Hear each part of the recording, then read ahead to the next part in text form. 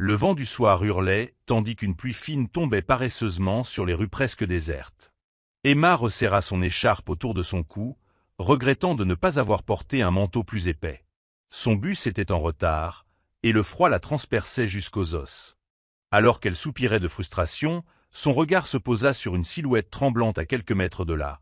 Un sans-abri, les vêtements en lambeaux, les bras serrés autour de lui dans une vaine tentative de se réchauffer.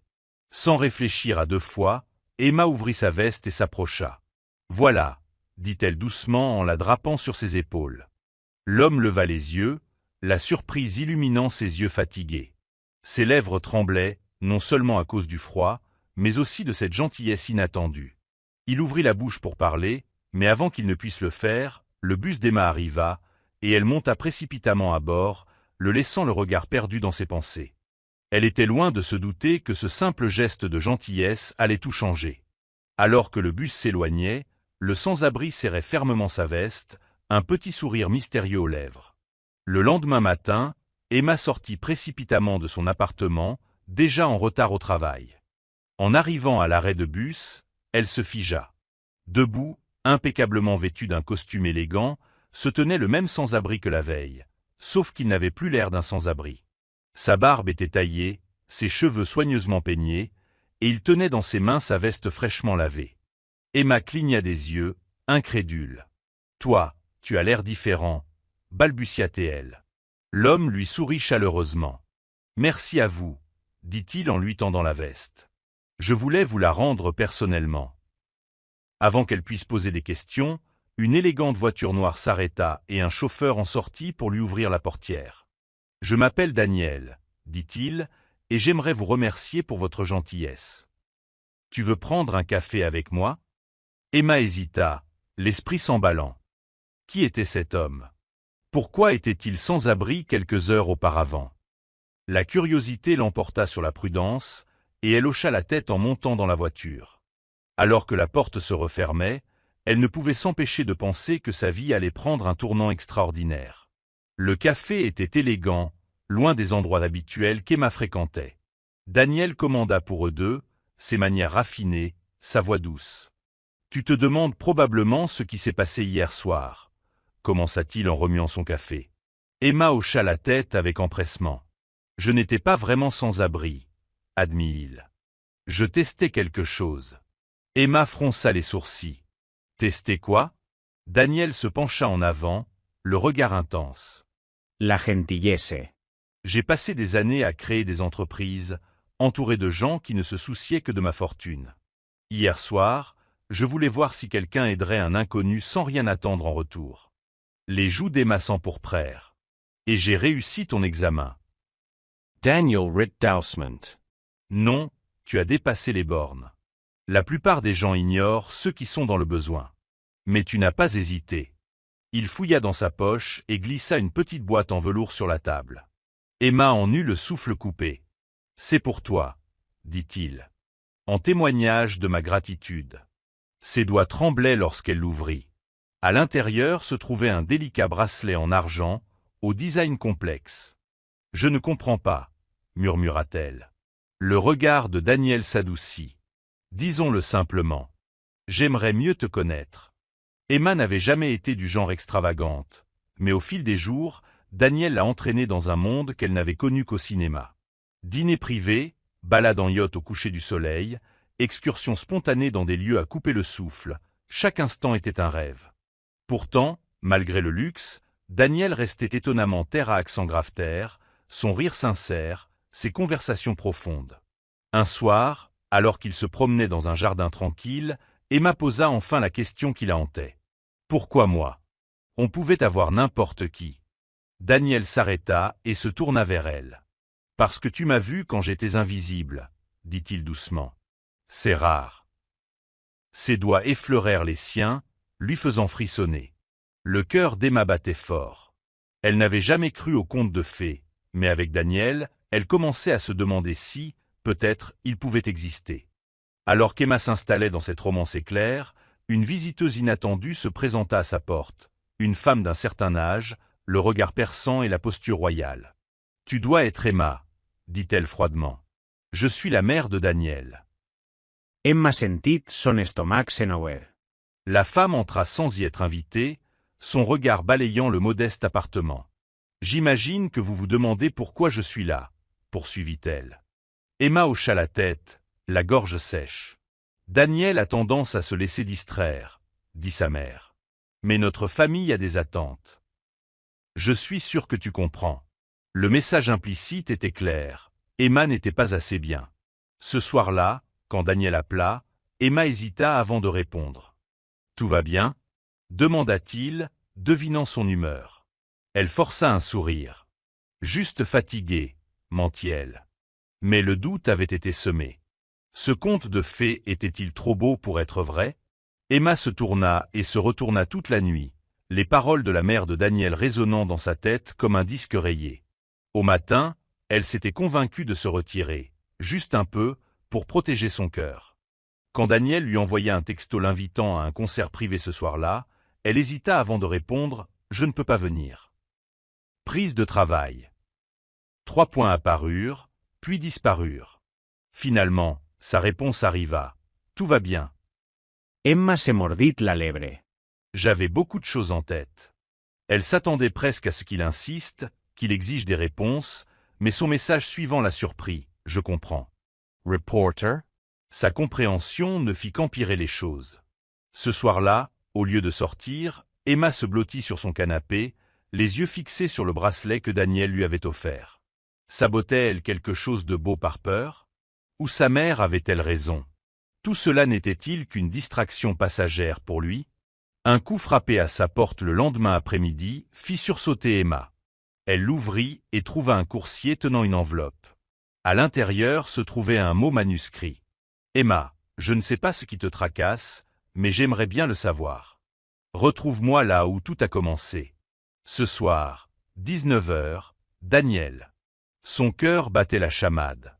L'endroit où tout a commencé, l'arrêt de bus. Était-ce sa façon de lui rappeler leur lien? Les doigts d'Emma tremblaient tandis qu'elle traçait l'encre. Elle ne pouvait nier qu'il lui manquait. Ce soir-là, elle arriva tôt, l'estomac noué. L'arrêt de bus était vide, éclairé seulement par la douce lueur des lampadaires. Puis, des phares s'approchèrent, non pas d'un bus, mais de la voiture de Daniel. Il sortit, son regard scrutant le sien. « Tu es venu, » dit-il doucement. Emma déglutit. Il le fallait. Daniel la conduisit vers un banc proche. « Parle-moi, » l'exhorta-t-il. Emma prit une grande inspiration. « Ta mère est venue me voir. » Son expression s'assombrit. Qu'a-t-elle dit? Emma hesita. Que je suis une distraction. Que ta famille a des attentes. Daniel laissa echa per un soupir de frustration. Elle n'avait pas le droit. Il se tourna vers Emma, le regard intense. Ma famille a toujours dicté ma vie, mes amis, mes fréquentations. Cette nuit-là, à l'arrêt de bus, ce n'était pas seulement un test de gentillesse. C'était ma façon de m'émanciper. Les yeux d'Emma s'écarquillèrent. « Qu'est-ce que tu racontes ?» Daniel lui prit la main. « Je dis que je me fiche de leurs attentes. Je tiens à toi. » Le poids de ces mots la submergea. Ce n'était pas une simple aventure, c'était réel. Le lendemain matin, Emma se réveilla avec une détermination nouvelle. Elle n'allait pas laisser la peur ou la famille de Daniel ruiner ce qu'ils avaient. Lorsqu'il appela, elle répondit avec un sourire. « J'ai une idée, » dit-elle. « Faisons ce que tu as toujours voulu faire, pas ce qu'on attend de toi. » Daniel writ. Tu es plein de surprises. Que avais-tu en tête? Emma sourit. Quelque chose de simple. Pas de yacht, pas de chauffeur. Juste nous. Cet après-midi-là, ils se retrouvèrent dans un petit restaurant miteux qu'Emma adorait. Les yeux de Daniel pétillaient tandis qu'il mordait dans un hamburger gras. « C'est incroyable », admit-il. Pour la première fois, Emma le vit complètement détendu, sans défense. C'est à ce moment-là qu'elle réalisa qu'elle était en train de tomber amoureuse de lui. Difficile. L'invitation de Daniel à un dîner de famille fut un choc. « Tu es sûr? » demanda Emma nerveusement. Il lui serra la main. « Je veux qu'il voie combien tu es importante pour moi. » Le dîner fut tendu. La mère de Daniel adressa à peine la parole à Emma, tandis que son père l'interrogeait sur son travail et ses origines. Mais Daniel ne la quittait jamais, sa main posée sur son genou, sous la table, pour la rassurer. En partant, sa mère prit Emma à part. « Tu es différente », admit-elle à contre-cœur. Il ne nous avait jamais défendus pour personne auparavant. Emma ne savait pas quoi répondre. Était-ce une approbation ou un avertissement? Alors que les choses semblaient s'arranger, Daniel lança une bombe. « Je dois partir quelques semaines », dit-il au petit déjeuner. Affaire à l'étranger. Emma essayait de cacher sa déception. Combien de temps? 3 semaines, peut-être un mois. Il tendit la main par-dessus la table. Viens avec moi. Le cœur d'Emma fit un bond, mais la réalité s'imposa. Je ne peux pas quitter mon travail comme ça, dit-elle avec regret. Daniel hocha la tête, mais elle voyait la déception dans ses yeux. Ce soir-là, alors qu'il se disait au revoir à l'aéroport, il l'embrassa tendrement. « Attends-moi » murmura-t-il. Emma hocha la tête, mais en le regardant s'éloigner, un sentiment de malaise s'installa dans sa poitrine. La première semaine de séparation fut difficile, mais gérable. Il s'envoyait constamment des SMS, passait des appels vidéo quand il le pouvait. Puis les appels devinrent plus courts. Daniel semblait distrait, coupant souvent court à leur conversation avec de vagues excuses concernant des réunions. Une nuit, le téléphone d'Emma vibra, un numéro inconnu lui parvint. Elle répondit et entendit une voix de femme. Daniel était occupé. Il m'a demandé de te dire qu'il t'appellerait demain. La ligne a été coupée avant qu'Emma puisse répondre. Son estomac Senoa. Qui était-ce? Et pourquoi répondait-elle au téléphone de Daniel? Emma ne parvenait pas à se défaire de ce sentiment. Sur un coup de tête, elle chercha le nom de Daniel en ligne, une première. Des pages de résultats apparurent, mais un titre la glaça. L'héritier milliardaire Daniel Whitmore retrouve son ex-fiancée malgré la pression familiale. L'article présentait une photo de Daniel bras dessus bras dessous avec une femme magnifique, celle-là même qui avait répondu à son appel. Les mains d'Emma tremblaient. Était-elle idiote depuis le début? Emma n'attendit pas l'appel de Daniel. Elle composa son numéro, sa colère grandissant à chaque sonnerie. Lorsqu'il répondit enfin, elle ne lui laissa pas le temps de parler. Qui est-elle? Daniel? Silence. Puis un soupir. Emma, ce n'est pas ce que tu crois. Alors, explique-moi, demanda-t-elle. La voix de Daniel était lasse. C'est mon ex. Nos familles nous poussent à nous réunir pour des raisons professionnelles. Mais je ne veux pas de ça. Je te veux toi. La vision d'Emma se brouilla de larmes. Alors pourquoi es-tu avec elle? Parce que j'essaie d'arranger les choses, dit-il désespérément. S'il te plaît, fais-moi confiance. Pendant des jours, Emma hésita. Son instinct lui disait de partir, mais l'idée de perdre Daniel lui faisait mal au cœur. Finalement, elle prit sa décision. Elle lui a envoyé un simple message « J'ai besoin d'espace. Réfléchis à ce que tu veux. » Puis elle a éteint son téléphone, ignorant le déluge d'appels et de messages qui a suivi. Cette nuit-là, elle s'endormit en pleurant, se demandant si elle venait de commettre la plus grosse erreur de sa vie ou si elle s'était épargné un chagrin d'amour. Les jours passèrent sans Daniel.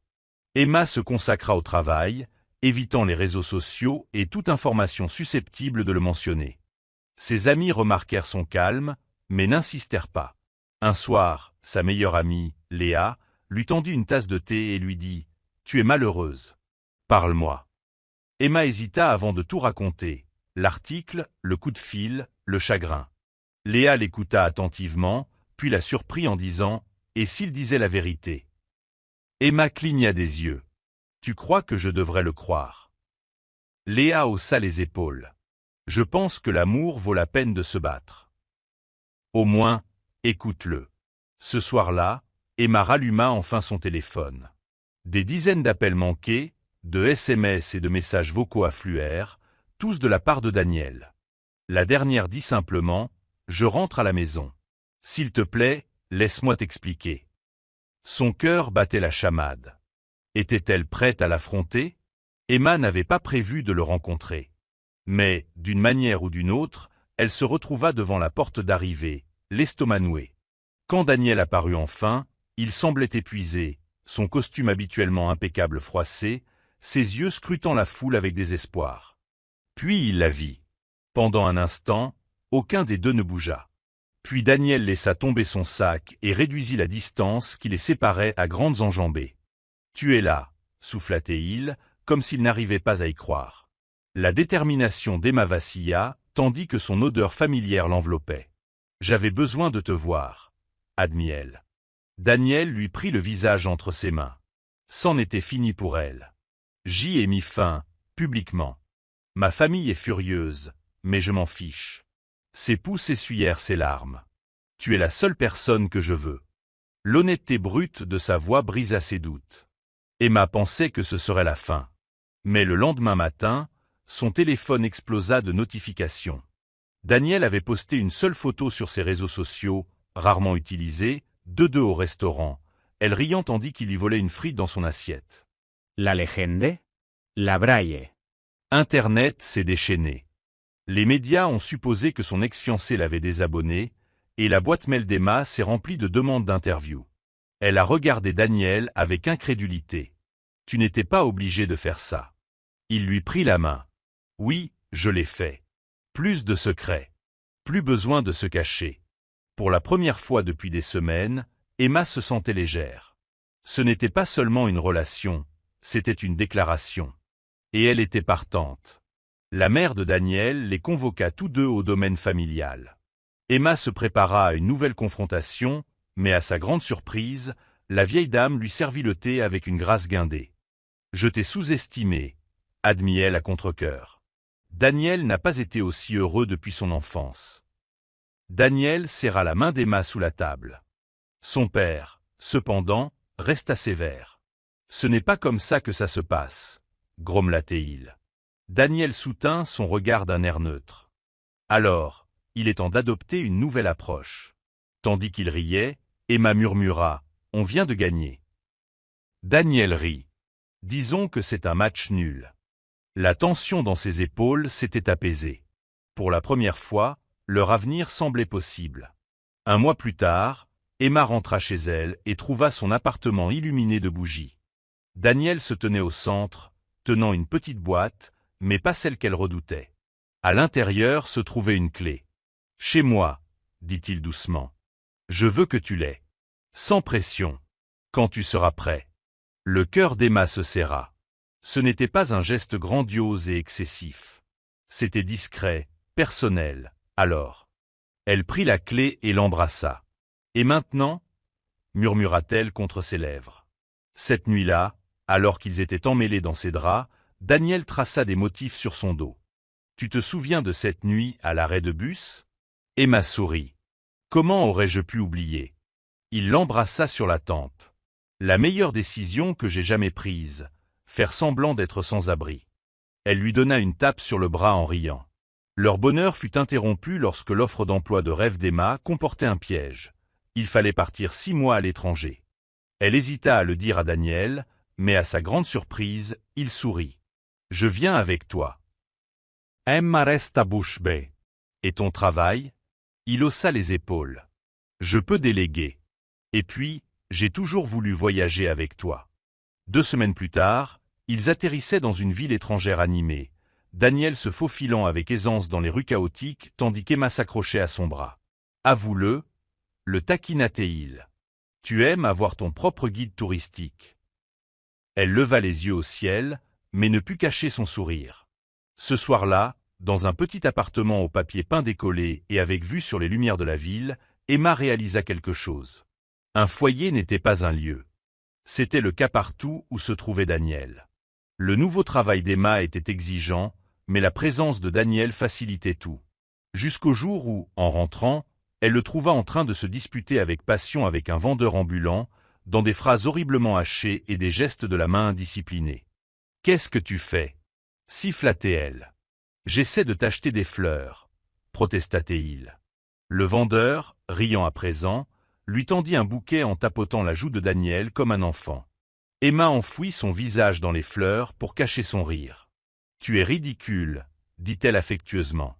Plus tard, alors qu'ils essayaient de cuisiner un plat local à partir d'une recette mal traduite, Daniel lui jeta de la sauce au nez. « Admets-le, » dit-il. « Tu m'aimes quand même. » Emma s'essuya le nez en souriant. Oui, vraiment. Une nuit d'orage, Emma se réveilla et trouva le côté du lit de Daniel vide. Elle le trouva sur le balcon, à regarder la pluie. « Je n'arrive pas à dormir », demanda-t-elle en le rejoignant. Il la serra contre lui. « Je pensais à nous », admit-il. « Cette veste que tu m'as offerte, c'était la première fois que je ressentais de la gentillesse depuis des années. » Emma se blottissait contre lui. « Tu as changé ma vie aussi, tu sais. » Daniel la tourna vers lui, le regard grave. « Épouse-moi. » Emma en eut le souffle coupé. « Quoi ? Pas maintenant », clarifia-t-il rapidement. « Mais un jour. Parce que je ne peux pas imaginer ma vie sans toi. » La pluie tombait autour d'eux tandis qu'Emma l'embrassait, sa réponse claire. Il n'avait besoin ni de bagues ni de grands gestes. Ça, c'était suffisant. Pour l'instant, rentrer chez elle après 6 mois était un sentiment doux amer. L'appartement d'Emma semblait plus petit, sa routine inconnue.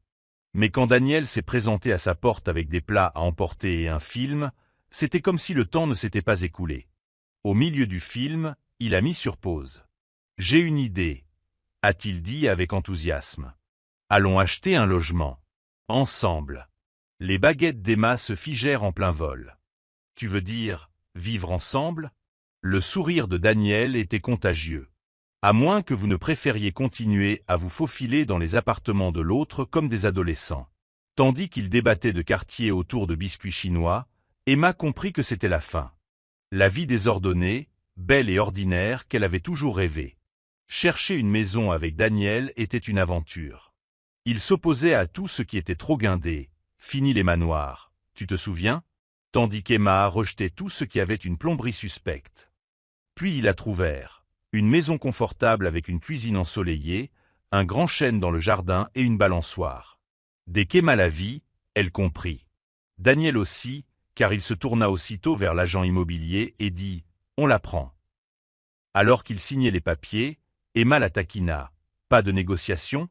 Pas très milliardaire de ta part. » Il l'embrassa sur la tempe. « Certaines choses n'ont pas de prix. » Le jour du déménagement, ils ont inauguré leur nouvelle maison en dansant lentement dans le salon vide, leur rire résonnant sur les murs nus. Vivre ensemble comportait ses particularités. Daniel était maniaque de la propreté, tandis qu'Emma laissait des tasses à café partout. Il s'est réveillé à l'aube. Elle était nocturne. Mais d'une manière ou d'une autre, ça a fonctionné. Un dimanche de relâche, Emma se réveilla et trouva Daniel en train de préparer des crêpes. La cuisine était un désastre, mais il présenta sa création avec fierté. En forme de cœur, annonça-t-il. Emma prit une bouchée et prit aussitôt du sirop. « C'est unique », réussit-elle à dire. Le sourire de Daniel était impénitent. « Heureusement que tu m'aimes. » Plus tard, alors qu'ils faisaient la vaisselle ensemble, Emma réalisa que c'était sa version préférée de Daniel. Ni le milliardaire, ni le charmant romantique. Juste l'homme qui lui avait brûlé des crêpes. Leur paisible routine fut interrompue par l'arrivée inattendue de l'ex-fiancé de Daniel. Emma ouvrit la porte, se préparant à un drame. Mais la femme lui tendit simplement une enveloppe. « Je te dois des excuses », dit-elle sèchement. À l'intérieur se trouvait un mot admettant qu'elle avait subi des pressions de la part de leur famille et qu'elle n'avait jamais aimé Daniel. Quand Daniel rentra à la maison, Emma lui montra la lettre. Il soupira de soulagement. « Fin », murmura-t-il. Ce soir-là, alors qu'ils étaient assis sur leur balancelle, Daniel dit soudain « Marions-nous ». Emma haussa un sourcil. Est-ce une demande en mariage? Il rite. Non. Mais bientôt. La promesse planait entre eux, douce et certaine. Pour leur premier anniversaire, Daniel offrit à Emma une boîte soigneusement emballée. À l'intérieur se trouvait sa vieille veste, celle qu'elle lui avait offerte à l'arrêt de bus, désormais nettoyée et restaurée par un professionnel. « Je l'ai gardée tout ce temps », admit-il. Emma le serra contre sa poitrine, bouleversée. Daniel sortit autre chose de sa poche, une petite boîte en velours. « J'allais attendre », dit-il en s'agenouillant. « Mais la vie est trop courte. » Les mains d'Emma tremblaient lorsqu'il ouvrit la boîte, révélant une simple bague en diamant. « Emma, veux-tu » ? « Oui », l'interrompit-elle en l'attirant vers elle pour l'embrasser. Riant contre ses lèvres, Daniel murmura « Je n'ai même pas fini. » Emma rayonnait. La réponse était toujours oui. Ils se sont mariés sous le chêne de leur jardin, entourés de leurs proches. Emma portait une simple robe blanche. Daniel a pleuré pendant ses vœux. Tandis qu'ils dansaient sous les guirlandes lumineuses, Léa taquina Emma, d'un arrêt de bus à ceci. Pas mal. Daniel fit tournoyer Emma, les yeux brillants. La meilleure décision que j'ai jamais prise, répéta-t-il leur plaisanterie. Emma l'embrassa, le cœur gros. Elle avait offert une veste à un inconnu tremblant et gagné en retour un amour éternel. Des années plus tard, leur maison était remplie de rires, de dessins d'enfants sur le réfrigérateur, d'une balancelle usée et de cette même veste fièrement accrochée dans leur placard. À chaque anniversaire, Daniel la drapait sur les épaules d'Emma, quel que soit le temps. Un soir frais, alors qu'ils étaient assis à regarder leurs enfants jouer dans le jardin, Emma se pencha vers lui. « C'est toujours la meilleure chose que j'ai jamais faite, » murmura-t-elle. Daniel l'embrassa sur le front. « Non, corrigea-t-il doucement. Le meilleur reste à venir. » Et il l'était. Car leur histoire ne raconte pas comment elle a commencé, mais comment elle n'a jamais pris fin. La pluie s'abattait sur les fenêtres de leur maison, le vent hurlant comme un esprit agité. Emma se blottit sur le canapé, enveloppée dans une couverture, tandis que Daniel alimentait la cheminée. L'électricité avait été coupée depuis des heures, les laissant baigner dans la douce lueur des flammes vacillantes. Leurs enfants dormaient profondément à l'étage, bercés par le clapotis rythmé de la pluie sur le toit. Daniel la rejoignit sur le canapé et la serra contre lui. « Tu te souviens de la fois où nous avons été surpris par la pluie à l'étranger » murmura-t-il d'une voix basse et chargée de souvenirs. Emma rit doucement, la tête appuyée contre son épaule. « Tu as insisté pour me porter au-dessus d'une flaque d'eau, comme dans un roman d'amour ringard. » Il sourit, impenitent. Et tu en savourais chaque seconde. Le feu crépitait, projetant des ombres dansantes sur les murs, tandis qu'ils étaient assis dans un silence confortable, écoutant la tempête faire rage dehors. Plus tard, tandis qu'ils vérifiaient le sommeil de leurs enfants, Emma s'arrêta sur le seuil, observant le mouvement régulier de leur petit coffre. Le bras de Daniel entoura sa taille par derrière, son menton reposant sur son épaule. « C'est nous qui avons fait ça », murmura-t-il d'une voix chargée d'émotion. Emma se tourna dans ses bras et déposa un baiser sur ses lèvres. « Et nous continuerons à créer des souvenirs », promit-elle. La tempête dehors n'avait aucune importance. Ici, dans leur petit sanctuaire, ils étaient intouchables. Les années avaient grisonné leurs cheveux et creusé des rides d'expression autour de leurs yeux, mais certaines choses n'ont jamais changé. Chaque hiver, Emma et Daniel s'emmitouflaient et se rendaient à l'arrêt de bus où leur histoire avait commencé. Sauf que cette fois, ils ne venaient pas seuls. Leurs enfants et petits-enfants les suivaient, portant des sacs de manteaux chauds, des gants et des thermos de chocolat chaud à distribuer aux personnes dans le besoin. Un soir particulièrement froid, une jeune femme hésita avant d'accepter un manteau des mains d'Emma. « Pourquoi fais-tu ça » demanda-t-elle d'une voix douce mais curieuse. Emma sourit en jetant un coup d'œil à Daniel, qui aidait leur plus jeune petit-fils à distribuer des écharpes. « Parce qu'il y a longtemps, un simple acte de gentillesse a changé ma vie, » dit-elle. Les yeux de la femme s'écarquillèrent légèrement, les reconnaissant grâce aux articles de presse qui circulaient encore occasionnellement sur le milliardaire et la femme qui lui avait offert sa veste.